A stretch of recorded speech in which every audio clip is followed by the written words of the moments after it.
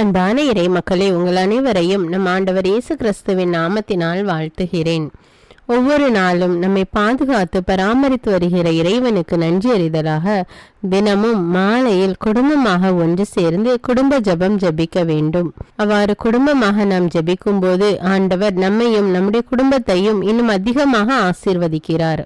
இதுவரை நீங்கள் குடும்பமாக ஒன்று கூடி ஜெபிக்கவில்லை என்றால் இன்று முதல் குடும்ப ஜெபம் ஜெபித்து இறையாசீர் பெறுங்கள். தந்தை, மகன், தூய ஆவியாரின் பெயராலே ஆமீன். திருச்சிலுவை அடையாளத்தினாலே எங்கள் தீயவர்களிடமிருந்து எங்களை மீட்டருளும். எங்கள் இறைவா, தந்தை, மகன், தூய ஆவியாரின் பெயராலே ஆமீன். இறைவா, எனக்கு உதவியாக வாரும். ஆண்டவரே, எனக்கு உதவி செய்ய விரைந்தருளும். தந்தைக்கும் மகனுக்கும் தூய ஆவிக்கும் மாட்சிமை உண்டாவதாக. தொடக்கத்தில் இருந்தது போல் இப்பொழுதும் எப்பொழுதும் என்றென்றும் இருப்பதாக ஆமேன். திருப்பாடல்கள் 103. நெஞ்சே, நீ ஆண்டவரை வாழ்த்துவாயாக.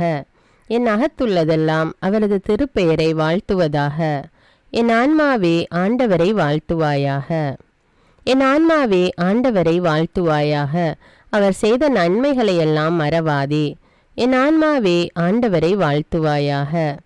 அவர் உன் பாவங்களையெல்லாம் மன்னிக்கிறார், உன் நோய்களையெல்லாம் குணமாக்குகிறார், உன் உயிரை அழிவினின்று மீட்கிறார், அருளாலும் இரக்கத்தாலும் உன்னை சூழ்கிறார். என் ஆன்மாவே ஆண்டவரை வாழ்த்துவாயாக. நன்மைகளால் உன் வாழ்வை நிறைவுபடுத்துகிறார், கழுகுகளின் இளமையைப் போல் உன் இளமையை புதுப்பிக்கிறார். என் ஆன்மாவே ஆண்டவரை வாழ்த்துவாயாக. நீதியின் செயல்களை புரிகிறார் ஆண்டவர், துன்புற்றோர் யாவருக்கும் நீதி வழங்குகிறார். மோயிசனுக்கு தம் வழிகளை வெளிப்படுத்தினார், இஸ்ரவேல் மக்களுக்கு தம் செயல்களை விளங்க செய்தார். என் ஆன்மாவே ஆண்டவரை வாழ்த்துவாயாக.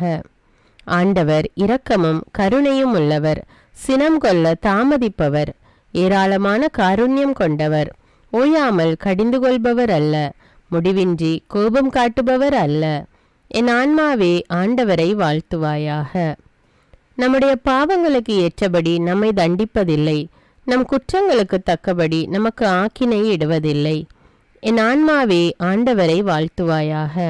ஏனெனில் வானுலகம் பூ உலகத்திற்கு எவ்வளவு உயர்ந்துள்ளதோ அவ்வளவுக்கு அவர் தமக்கு அஞ்சு நடப்பவர்களுக்கு தயவு காண்பிக்கிறார். மேல் திசைக்கும் கீழ்த்திசைக்கும் எவ்வளவு தூரமோ அவ்வளவு தூரத்திற்கு நம் பாவங்களை நம்மிடமிருந்து அகற்றியுள்ளார். என் ஆன்மாவே ஆண்டவரை வாழ்த்துவாயாக. தந்தை தன் மக்களுக்கு இரங்குவது போல் ஆண்டவர் தமக்கு அஞ்சுகிறவர்கள் மேல் இரக்கம் காண்பிக்கிறார். ஏனெனில் அவர் நம்முடைய நிலைமையை நன்றாய் அறிந்திருக்கிறார். நாம் தூசிக்கு சமம் என்று அவருக்கு தெரியாமல் இல்லை. என் ஆன்மாவே ஆண்டவரை வாழ்த்துவாயாக. மனிதனின் வாழ்நாள் புல்லை போன்றவை, வயல்வெளிகளின் பூக்களைப் போல் காற்றடித்ததும் அது வதங்கி விடுகிறது, இருக்கிற இடம் தெரியாமல் போய்விடுகிறது. என் ஆன்மாவே ஆண்டவரை வாழ்த்துவாயாக. ஆண்டவருடைய தயவோவெனில் அவருக்கு அஞ்சி நடப்போர் மீது என்றென்றும் நிலை நிற்கும். அவருடைய நீதியோ அவருடைய உடன்படிக்கையை கடைபிடித்து அவரது கற்பனைகளின்படி நடக்க அவற்றை நினைவு கூறும் தலைமுறைகள் மீது நிலைத்திருக்கும். என் ஆன்மாவே ஆண்டவரை வாழ்த்துவாயாக. ஆண்டவருடைய வார்த்தையை கேட்டு அவருடைய சொற்படி நடக்கும் ஆண்டவரின் வல்லமை உள்ள தூதர்களே, அவரை வாழ்த்துங்கள். ஆண்டவருடைய திருவுளப்படி நடக்கும் அவருடைய ஊழியர்களே, அவருடைய சேனைகளே, அவரை வாழ்த்துங்கள். என் ஆன்மாவே ஆண்டவரை வாழ்த்துவாயாக. ஆண்டவருடைய சகல படைப்புகளே, அவருடைய ஆளுகை செல்கிற இடமெங்கும் அவரை வாழ்த்துங்கள். என் ஆன்மாவே ஆண்டவரை வாழ்த்துவாயாக. என் ஆன்மாவே ஆண்டவரை வாழ்த்துவாயாக. தந்தைக்கும் மகனுக்கும் தூய ஆவிக்கும் மாட்சிமை உண்டாவதாக. தொடக்கத்தில் இருந்தது போல இப்பொழுதும் எப்பொழுதும் என்றென்றும் இருப்பதாக ஆமீன். லூக்கா அதிகாரம் 19. இயேசுவும் சக்கேயுவும். இயேசு எரிகோவுக்கு சென்று அந்நகர் வழியே போய்க் கொண்டிருந்தார். அங்கு சக்கேயு என்னும் பெயருடைய செல்வர் ஒருவர் இருந்தார். அவர் வரி தண்டுவோருக்கு தலைவர். இயேசு யார் என்று அவர் பார்க்க விரும்பினார். மக்கள் திரளாய் கூடியிருந்ததால் அவரை பார்க்க முடியவில்லை. ஏனெனில் சக்கேயு குட்டையாய் இருந்தார். அவர் முன்னே ஓடிப்போய் அவரை பார்ப்பதற்காக ஒரு காட்டு அத்திமரத்தில் ஏறிக்கொண்டார். இயேசு அவ்வழியேதான் வரவிருந்தார். இயேசு அந்த இடத்திற்கு வந்தவுடன் அண்ணாந்து பார்த்து அவரிடம், சக்கேயு, விரைவாய் இறங்கி வாரும், இன்று உமது வீட்டில் நான் தங்க வேண்டும் என்றார். அவர் விரைவாய் இறங்கி வந்து மகிழ்ச்சியோடு அவரை வரவேற்றார். இதை கண்ட யாவரும், பாவியிடம் தங்கப் போகிறாரே இவர் என்று முணுமுணுத்தனர். சக்கேயு எழுந்து நின்று, ஆண்டவரே, என் உடைமைகளில் பாதியை ஏழைகளுக்கு கொடுத்து விடுகிறேன். எவர் மீதாவது பொய் குற்றம் சுமத்தி எதையாவது கவர்ந்திருந்தால் நான் அதை 4 மடங்காக திருப்பி கொடுத்து விடுகிறேன் என்று அவரிடம் கூறினார். இயேசு அவரை நோக்கி, இன்று இந்த வீட்டிற்கு மீட்பு உண்டாயிற்று, ஏனெனில் இவரும் அப்ரஹாமின் மகனே. இழந்து போனதை தேடி மீட்கவே மானிட மகன் வந்திருக்கிறார் என்று சொன்னார். மினா நாணய உவமை. இயேசு எருசலேமை நெருங்கி வந்து கொண்டிருந்தார். அவர் சொன்னதை கேட்டுக்கொண்டிருந்தவர்கள் இறையாட்சி உடனடியாக தோன்றப் போகிறது என்று நினைத்தார்கள். அப்போது இயேசு மேலும் ஒரு உவமையை சொன்னார். உயர்குடி மகன் ஒருவர் ஆட்சி உரிமை பெற்று வர தொலைநாட்டிற்கு போக புறப்பட்டார். அப்போது அவர் தம் பணியாளர்கள் 10 பேரை அழைத்து 10 மினாக்களை அவர்களிடம் கொடுத்து அவர்களை நோக்கி, நான் வரும் வரை இவற்றை வைத்து வணிகம் செய்யுங்கள் என்று சொன்னார். அவருடைய குடிமக்களோ அவரை வெறுத்தனர். எனவே இவர் அரசராக இருப்பது எங்களுக்கு விருப்பமில்லை என்று சொல்லி தூது அனுப்பினர். இருப்பினும் அவர் ஆட்சி உரிமை பெற்று திரும்பி வந்தார். பின்னர் தம்மிடம் பணம் வாங்கியிருந்த பணியாளர் ஒவ்வொருவரும் ஈட்டியது எவ்வளவு என்று அறிய அவர் அவர்களை கூப்பிட்டு அனுப்பினார். முதலாம் பணியாளர் வந்து, ஐயா, உமது மினாவை கொண்டு 10 மினாக்களை சேர்த்துள்ளேன் என்றார். அதற்கு அவர் அவரிடம், நன்று, நல்ல பணியாளரை, மிக சிறிய பொறுப்புகளில் நம்பிக்கை கூறியவராயிருந்தீர். எனவே 10 நகர்களுக்கு அதிகாரியாயிரும் என்றார். 2ஆம் பணியாளர் வந்து, ஐயா, உமது மினாவை கொண்டு 5 மினாக்களை ஈட்டியுள்ளேன் என்றார். அவர், எனவே நீர் 5 நகர்களுக்கு அதிகாரியாயிரும் என்று அவரிடம் சொன்னார். வேறொருவர் வந்து, ஐயா, இதோ உமது மினா, ஒரு கைக்குட்டையில் முடிந்து வைத்திருக்கிறேன். ஏனெனில் நீர் கண்டிப்புள்ளவர் என்று உமக்கு அஞ்சு இப்படி செய்தேன். நீர் வைக்காததை எடுக்கிறவர், நீர் விதைக்காததை அறுக்கிறவர் என்றார். அதற்கு அவர் அவரிடம், பொல்லாத பணியாளே, உன் வாய் சொல்லை கொண்டே உனக்கு தீர்ப்பிடுகிறேன். நான் கண்டிப்பானவன், வைக்காததை எடுக்கிறவன், விதைக்காததை அறுக்கிறவன் என உனக்கு தெரியும் அல்லவா? அப்படியானால் ஏன் என் பணத்தை வட்டி கடையில் கொடுத்து வைக்கவில்லை? நான் வந்து அதை வட்டியோடு சேர்த்து பெற்றிருப்பேனே என்றார். பின்பு அருகில் நின்றவர்களிடம், அந்த மினாவை அவனிடமிருந்து எடுத்து 10 மினாக்கள் உள்ளவருக்கு கொடுங்கள் என்றார். அதற்கு அவர்கள், ஐயா, அவரிடம் 10 மினாக்கள் இருக்கின்றனவே என்றார்கள். அவரோ, உள்ளவர் எவருக்கும் கொடுக்கப்படும், இல்லாதோரிடமிருந்து உள்ளதும் எடுக்கப்படும் என உங்களுக்கு சொல்கிறேன் என்றார். மேலும் அவர், நான் அரசனாக இருப்பதை விரும்பாத என் பகைவர்களை இங்கு கொண்டு வந்து என் முன் படுகொலை செய்யுங்கள் என்று சொன்னார். எருசலேம் பணி. வெற்றி ஆர்ப்பரிப்போடு இயேசு எருசலேமில் நுழைதல். இவற்றை சொன்ன பின்பு இயேசு அவர்களுக்கு முன்பாக எருசலேமுக்கு புறப்பட்டு சென்றார். ஒலிவம் என வழங்கப்படும் மலை அருகிலுள்ள பெத்பகு, பெத்தானியா என்ற ஊர்களை அவர் நெருங்கி வந்தபோது 2 சீடர்களை அனுப்பினார். அப்போது அவர் அவர்களிடம், எதிரே இருக்கும் ஊருக்குள் போங்கள்.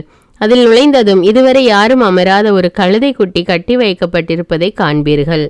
அதை அவிழ்த்து கொண்டு வாருங்கள். யாராவது உங்களிடம், ஏன் அவிழ்க்கிறீர்கள் என்று கேட்டால், இது ஆண்டவருக்கு தேவை என சொல்லுங்கள் என்றார். அனுப்பப்பட்டவர்கள் சென்று அவர் தங்களுக்கு சொன்னவாறே இருக்க கண்டார்கள். அவர்கள் அதை அவிழ்த்து கொண்டிருந்த போது கழுதையின் உரிமையாளர்கள், கழுதையை ஏன் அவிழ்க்கிறீர்கள் என்று அவர்களிடம் கேட்டார்கள். அதற்கு அவர்கள், இது ஆண்டவருக்கு தேவை என்றார்கள். பின்பு அதை இயேசுவிடம் ஓட்டி வந்தார்கள். அக்கழுதையின் மேல் தங்கள் மேலுடைகளை போட்டு இயேசுவை அதன் மேல் ஏற்றி வைத்தார்கள். அவர் போய்க் கொண்டிருந்த போது அவர்கள் தங்கள் மேலுடைகளை வழியில் விரித்து கொண்டே சென்றார்கள். இயேசு ஒலிவமலை சரிவை நெருங்கினார். அப்போது திரண்டிருந்த சீடர் அனைவரும் தாங்கள் கண்ட எல்லா வல்ல செயல்களுக்காகவும் உரத்த குரலில் மகிழ்ச்சியோடு கடவுளை புகழத் தொடங்கினர். ஆண்டவர் பெயரால் அரசராய் வருகிறவர் போற்ற பெறுக, விண்ணகத்தில் அமைதியும் ஆட்சியும் உண்டாகுக என்றனர். அப்போது கூட்டத்தில் இருந்த பரிசேயர்களுள் சிலர் அவரை நோக்கி, போதகரே, உம் சீடர்களை கடிந்து கொள்ளும் என்றனர். அதற்கு அவர் மறுமொழியாக, இவர்கள் பேசாதிருந்தால் கற்களே கத்தும் என நான் உங்களுக்கு சொல்கிறேன் என்றார். இயேசு எருசலேம் நகரை நெருங்கி வந்ததும் அதை பார்த்து அழுதார். இந்த நாளிலாவது அமைதிக்குரிய வழியை நீர் அறிந்திருக்க கூடாதா? ஆனால் இப்போது அது உன் கண்களுக்கு மறைக்கப்பட்டுள்ளது. ஒரு காலம் வரும், அப்போது உன் பகைவர்கள் உன்னை சுற்றி அரண் எழுப்பி உன்னை முற்றுகையிடுவார்கள். உன்னையும் உன்னிடத்தில் உள்ள உன் மக்களையும் எப்பக்கத்திலும் இருந்து நெருக்கி அழித்து உன்னை தரைமட்டமாக்குவார்கள். மேலும் உன்னிடம் கற்கள் ஒன்றின் மீது ஒன்று இராதபடி செய்வார்கள். ஏனெனில் கடவுள் உன்னை தேடி வந்த காலத்தை நீ அறிந்து கொள்ளவில்லை என்றார். இயேசு கோவிலை தூய்மையாக்குதல். இயேசு கோவிலுக்குள் சென்று அங்கு விற்பனை செய்து கொண்டிருந்தோரை வெளியே துரத்த தொடங்கினார். அவர்களிடம், என் இல்லம் இறைவேண்டலின் வீடு என்று மறைநூலில் எழுதியுள்ளதே, ஆனால் நீங்கள் இதை கல்வர் குகையாக்கினீர்கள் என்று கூறினார். இயேசு ஒவ்வொரு நாளும் கோவிலில் கற்பித்து வந்தார். தலைமை குருக்களும் மறைநூல் அறிஞர்களும் மக்களின் தலைவர்களும் அவரை ஒழித்துவிட வழி தேடினார்கள். ஆனால் என்ன செய்வது என்று யாருக்கும் தெரியவில்லை. ஏனென்றால் மக்கள் அனைவரும் அவர் போதனையை கேட்டு அவரையே பற்றி கொண்டிருந்தனர். இறைவார்த்தைக்கேற்ப இன்று நாம் வாழ்ந்திருக்கிறோமா என்று சிந்தித்து நம்முடைய பாவங்களுக்காக மனம் வருந்தி மன்னிப்பு கேட்போம். எல்லாம் வல்ல இறைவனிடமும் எப்போதும் கன்னியான பரிசுத்த மரியாவிடமும் அதிதூதரான தூய மிக்கேலிடமும் திருமுழுக்கு யோவானிடமும் திருத்தூதரான தூய பேதுரு பவுலிடமும் தூயவர் எல்லாரிடமும் நான் பாவி என்று ஏற்றுக்கொள்கின்றேன். ஏனெனில் என் சிந்தனையாலும் சொல்லாலும் செயலாலும் பாவங்கள் பல செய்தேன். என் பாவமே, என் பாவமே, என் பெரும்பாவமே. ஆகையால் எப்பொழுதும் கன்னியான தூய மரியாவையும் அதிதூதர் தூய மிக்கேலையும் திருமுழுக்கு யோவானையும் தூயவர் எல்லோரையும் எனக்காக வேண்டிக் கொள்ள மன்றாடுகிறேன். எல்லாம் வல்ல இறைவன் நம்மீது இரக்கம் வைத்து நம்முடைய பாவங்களை மன்னித்து நம்மை நிலையான வாழ்வுக்கு அழைத்து செல்வாராக. ஆமேன். எல்லாம் வல்ல இரக்கமுள்ள ஆண்டவர் நமக்கு பாவ மன்னிப்பும் பொறுத்தலும் விமோச்சனமும் அளிப்பாராக. ஆமேன். குடும்ப மன்றாட்டு. ஆண்டவர் உலக பெரும் குடும்பமான மானிடத்தின் மீதும் அவருடைய அன்பு குடும்பமாகிய திருச்சபை மீதும் குறிப்பாக அவருடைய பெயரால் இங்கு கூடியிருக்கும் நம் குடும்பத்தின் மீதும் தம் அருட்கொடைகளை பொழிந்தருளுமாறு மன்றாடுவோம். இக்குடும்பத்தில் உறுப்பினர் எல்லோரும் ஒருவருக்கொருவர் அன்பிலும் தேவ அருளிலும் நிலைத்திருக்க வேண்டுமென்று உம்மை மன்றாடுகிறோம். ஆண்டவரே, எங்கள் மன்றாட்டை கேட்டருளும். பகையாலும் விரோதத்தாலும் பிரிந்து வாழும் குடும்பங்களை எல்லாம் உமது திருக்குடும்பத்தின் ஒற்றுமைக்கும் அன்பு வாழ்வுக்கும் அழைத்து கூட்டி சேர்க்க வேண்டும் என்று உம்மை மன்றாடுகிறோம். ஆண்டவரே, எங்கள் மன்றாட்டை கேட்டருளும். இக்குடும்பத்தின் மக்கள் எல்லாம் உமக்கும் மனிதருக்கும் உகந்தவர்களாகி ஞானத்திலும் வயதிலும் அருளிலும் வளர்ந்தோங்க வேண்டும் என்று உம்மை மன்றாடுகிறோம். ஆண்டவரே, எங்கள் மன்றாட்டை கேட்டருளும். இக்குடும்பத்தின் வியாதி துன்ப வருத்தங்களில் நீரே துணையாக நின்று உமது வலக்கரத்தால் பசாசின் சக்திகளை விரட்டியோட்டி தயை புரியுமாறு உம்மை மன்றாடுகிறோம். ஆண்டவரே, எங்கள் மன்றாட்டை கேட்டருளும். தரித்திரம், வியாதி, சாவு, கவலை இவற்றால் துன்புறும் குடும்பங்கள் எல்லாம் உமது அளவற்ற அன்பிலும் பராமரிப்பிலும் நம்பிக்கை கொள்ளுமாறு உதவி புரிய உம்மை மன்றாடுகிறோம். ஆண்டவரே, எங்கள் மன்றாட்டை கேட்டருளும். இங்கு இப்பொழுது பிரசன்னமாயிராத இக்குடும்பத்தை சார்ந்த உறுப்பினர் எல்லோரையும் சகல ஆன்ம சரீர ஆபத்துக்களிலிருந்து காப்பாற்றி உமது அன்பிலும் அருளிலும் வைத்து காத்தருளுமாறு உம்மை மன்றாடுகிறோம். ஆண்டவரே, எங்கள் மன்றாட்டை கேட்டருளும். இக்குடும்பத்தில் மரித்தவர்கள் விசுவாசத்தின் முத்திரையோடு எங்களுக்கு முன் சென்று சமாதானத்தில் நித்திரை செய்கின்ற எல்லா மரித்த விசுவாசிகளுக்கும் நித்திய இலைப்பாற்றி தந்தருள வேண்டும் என்று உம்மை மன்றாடுகிறோம். ஆண்டவரே, எங்கள் மன்றாட்டை கேட்டருளும். இப்பொழுது நம் ஒவ்வொருவருடைய சொந்த கருத்துக்களுக்காக மௌனமாக சிறிது நேரம் ஜெபிப்போம்.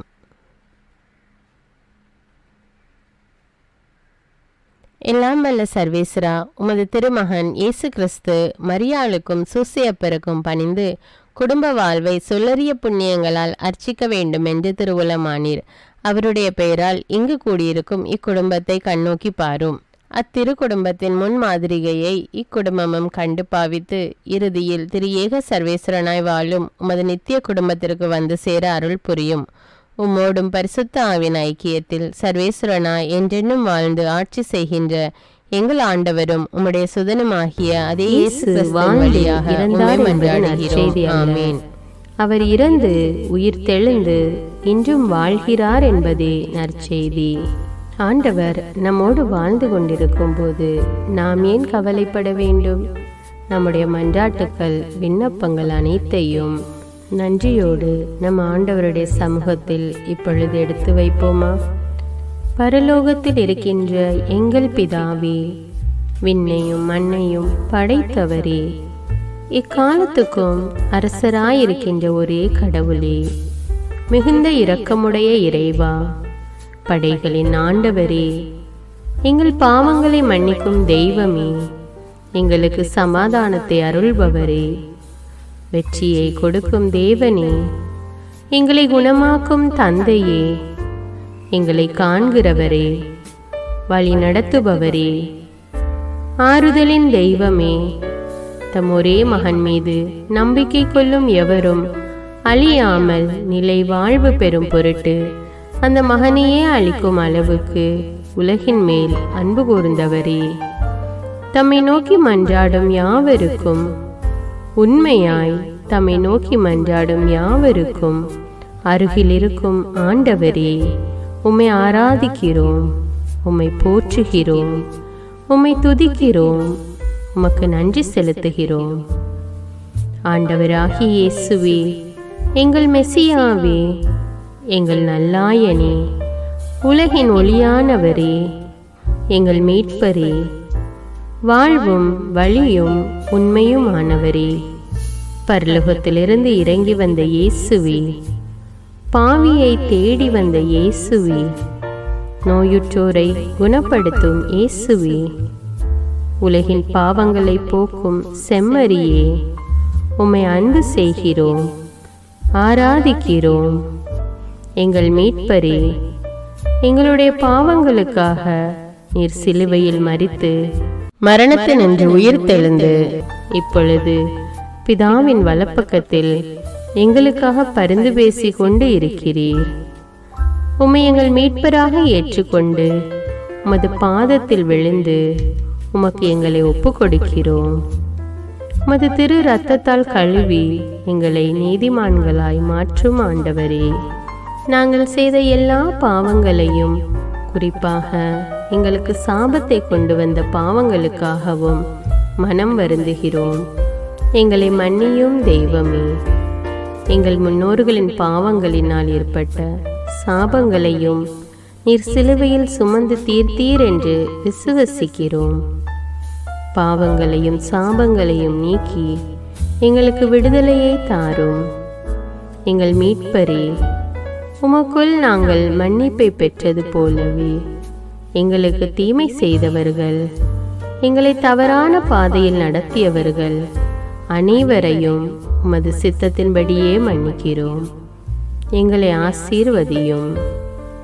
தூய ஆவியானவரே, மாட்சிமிக்க ஆவியானவரே, வாழ்வு தரும் ஆவியானவரே, வல்லமையின் ஆவியானவரே, எங்கள் தேற்றரவாளரே, திடம் தருபவரே, மகிழ்ச்சியின் ஆவியானவரே, விண்ணப்பிக்கும் ஆவியானவரே, நோய் நீக்கும் ஆவியானவரே, பாவத்தை உணர்த்தும் ஆவியானவரே, புது இதயம் அருள்பவரே, புது வாழ்வு அருள்பவரே, இறுதி நாளில் மாந்தர் யாவர் மேலும் ஊற்றப்படும் ஆவியானவரே, சத்தியத்திற்குள் எங்களை வழிநடத்துபவரே, எங்களை உயிர்ப்பிக்கும் ஆவியானவரே, கொடைகளை அருள்பவரே, பாவத்தையும் சாபத்தையும் நீக்குபவரே, உம்மை ஆராதிக்கிறோம், அன்பு கூறுகிறோம், நன்றி செலுத்துகிறோம். எங்களை ஆசீர்வதியும். மூவரு தெய்வமே, எங்களுடைய ஆவி, ஆன்மா, உடலை உமக்கு ஒப்பு கொடுக்கிறோம். எங்கள் ஆண்டவராம் இயேசுவின் வருகையில் நாங்கள் குற்றமற்றவர்களாய் காணப்பட, நீதிமான்களாய் நிற்க உம்முடைய அருளை வேண்டுகிறோம். தூய்மையின்றி எவரும் கடவுளை காண முடியாது என்ற உண்மையை நாங்கள் அறிந்திருப்பதால் தூய்மை எங்கள் சிந்தனைகளை ஆட்கொள்ள வேண்டுமாய் உம்மிடம் தாழ்ந்து பணிந்து மன்றாடுகிறோம்.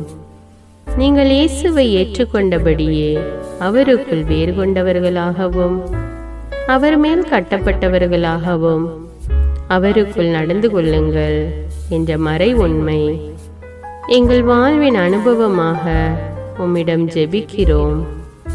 நாங்கள் இயேசுவாக வளர்வதற்கு எங்கள் இதயத்தில் விருப்பத்தை உருவாக்குமாறு மன்றாடுகிறோம். உங்கள் பகைவர்களிடம் அன்பு கூறுங்கள், உங்களை சபிக்கிறவர்களை ஆசீர்வதியுங்கள், உங்களை பகைக்கிறவர்களுக்கு நன்மை செய்யுங்கள், உங்களை துன்புறுத்துவோருக்காக இறைவனிடம் வேண்டுங்கள் என்ற உமது திரு வசனங்களின்படி நாங்கள் வாழ்வதே உமது திருவுலமாகையால் உமக்கு கீழ்ப்படிந்து வாழும் அருளை எங்களுக்கு தாரும் சுவாமி. தீமையை நன்மையால் வெல்லுங்கள் என்ற இறைவார்த்தையின்படியே தீமைக்கு பதில் நன்மை செய்யும் திவ்ய சுபாவத்தை எங்களுக்கு தாரும். என் பொருட்டு மக்கள் உங்களை இகழ்ந்து துன்புறுத்தி உங்களை பற்றி இல்லாதவை பொல்லாதவை எல்லாம் சொல்லும்போது நீங்கள் பேறு பெற்றவர்களே, மகிழ்ந்து பேறு வகை கொள்ளுங்கள். ஏனெனில் விண்ணுலகில் உங்களுக்கு கிடைக்கும் கைமாறு மிகுதியாகும் என்ற உமது போதனையின்படியே எங்களுடைய இறை வாழ்வில் மற்றவர்கள் எங்களை புறக்கணிக்கும் போதும் நிந்தைக்குள்ளாக்கும் போதும் தீயதை பேசும் போதும் நாங்கள் அமைதி காத்து உமது பாடுகளை தியானித்து மிக சிறிய பாடுகளும் எங்களை இயேசுவை போல மாற இயேசுவுக்கு சாட்சி பகர உதவும் என்றுணர்ந்து அதுபோன்ற சூழ்நிலைகளில் உமக்கு நன்றி கூறுவதே உயர்வானது என்று நாங்கள் உணர செய்தருளும். இயேசுவே, கடவுள் வடிவில் விளங்கிய நீர் உம்மையே வெறுமையாக்கி அடிமையின் வடிவை ஏற்று மனிதருக்கு ஒப்பானீர். மனித உருவில் தோன்றி சாவை ஏற்கும் அளவுக்கு, அதுவும் சிலுவை சாவையே ஏற்கும் அளவுக்கு கீழ்ப்படிந்து உம்மையே தாழ்த்தி கொண்டீர். உன்னதங்களில் வாழும் நீர் எங்களுடைய மீட்புக்காக உம்மையே தாழ்த்தி பூவுலகத்திற்கு வந்ததை நாங்கள் உணர செய்தருளும். உமது தாழ்மையையும் தூய்மையையும் நாங்கள் அணிந்து கொள்ள எங்களுக்கு அருள் தாரும். மற்றவர்கள் உயர்விலும் மேன்மையிலும் நாங்கள் மகிழ்வடையும் மனதை எங்களுக்கு தாரும். பிதாவின் திருவுளத்தை நிறைவேற்றுவதே என் உணவு என்றுரைத்த இயேசுவே, பெருமையையும் சுயநீதியையும் எங்களிடமிருந்து நீக்கி தேவ நீதியை எங்களுக்குள் வைத்தருளும். மற்றவர்கள் எங்களுக்கு என்ன செய்ய வேண்டும் என்று நாங்கள் விரும்புகிறோமோ அதையே அவர்களுக்கு செய்ய வேண்டும் என்ற உமது போதனைக்கேற்ப மற்றவர்களுக்கு நன்மை செய்யவும் உதவவும் கொடுக்கவும் எங்களுக்கு உதவியருளும்.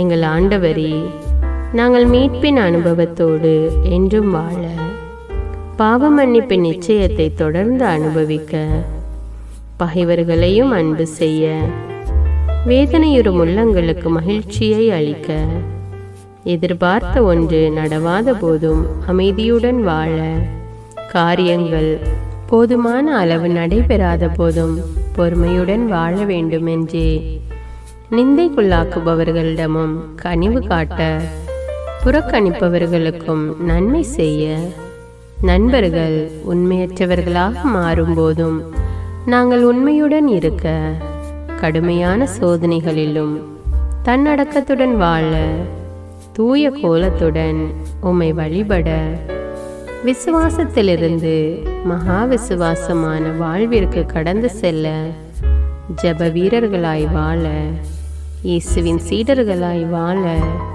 இயேசுவுக்கு சாட்சி பகர மன்றாடுகிறோம். எங்கள் விண்ணப்பங்களை ஏற்று ஆசீர்வதியும்.